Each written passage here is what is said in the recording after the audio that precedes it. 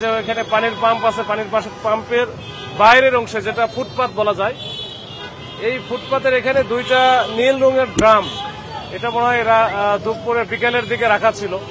তো এখানে যারা ছিল তারা হয়তো মনে করতেছিল কারো হবে এটা। তো পরবর্তীতে যখন দীর্ঘক্ষণ এটা মালিক পাওয়া যায় না, তারপরে কিছু গন্ধ আসতেছিল, তখন আশেপাশের লোকজন আমাদেরকে সংবাদ দেয়, পুলিশ এখানে আসে। আসার পরে স্থানীয় লোকজনের সহায়তায় তার আমরা দুইটা ড্রাম খোলা হয়। খোলার পরে দেখা গেল যে ড্রামের ভিতরে ওই চাল মিশ্রিত চালের ভিতরে আবার ছিল ওই যে মাংসের টুকরা, বিভিন্ন অসংখ্য টুকরা করা, এবং এখানে মাথাটা বোঝা যাচ্ছে, মাথাটা অক্ষত অবস্থায় আছে, হাত টাত পাটা সবগুলো কাটা। এখন আমরা একটা অজ্ঞাত ব্যক্তির লাশ মনে করতেছি, যে অজ্ঞাত ব্যক্তিকে মেরে তার লাশটা টুকরো টুকরো করে গ্রামের ভিতরে করে এইখানে হয়তোবা গুম করার জন্য বা এটা আলামতগুলো ছাপানোর জন্য এখানে হয়তোবা রেখে গেছে। তো এটা নিয়ে আমরা কাজ করতেছি। আমাদের সিআইডির যে ক্রাইম সিন টিম এখানে চলে আসছে, তো তারা কাজ করতেছে। আমরা আইডেন্টিফাই করার চেষ্টা করতেছি যে এই মৃত ব্যক্তিটিকে।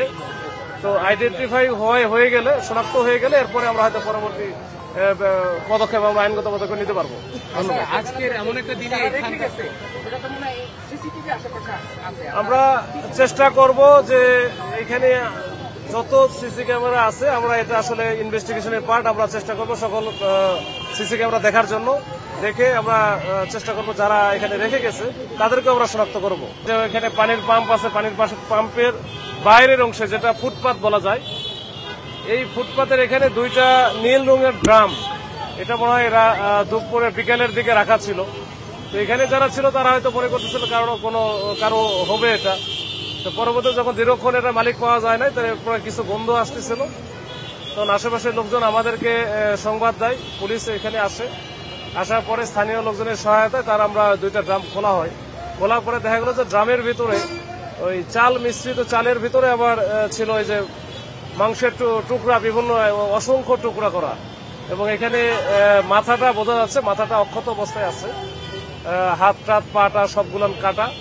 এখন আমরা একটা অজ্ঞাত ব্যক্তির লাশ মনে করতেছি, যে অজ্ঞাত ব্যক্তিকে মেরে তার লাশটা টুকরো টুকরো করে গ্রামের ভিতরে করে এইখানে হয়তোবা গুম করার জন্য বা এটা আলামতগুলো ছাপানোর জন্য এখানে হয়তোবা রেখে গেছে। তো এটা নিয়ে আমরা কাজ করতেছি। আমাদের সিআইডির যে ক্রাইম সিন টিম এখানে চলে আসছে, তো তারা কাজ করতেছে। আমরা আইডেন্টিফাই করার চেষ্টা করতেছি যে এই মৃত ব্যক্তিটিকে। তো আইডেন্টিফাই হয়ে গেলে, শনাক্ত হয়ে গেলে এরপরে আমরা হয়তো পরবর্তী পদক্ষেপ আমরা আইনগত পদক্ষেপ নিতে পারবো। আজকের এমন একটা দিনে আমরা চেষ্টা করব যে এখানে যত সিসি ক্যামেরা আছে, আমরা এটা আসলে ইনভেস্টিগেশনের পার্ট, আমরা চেষ্টা করব সকল সিসি ক্যামেরা দেখার জন্য। দেখে আমরা চেষ্টা করব যারা এখানে রেখে গেছে তাদেরকে আমরা শনাক্ত করব।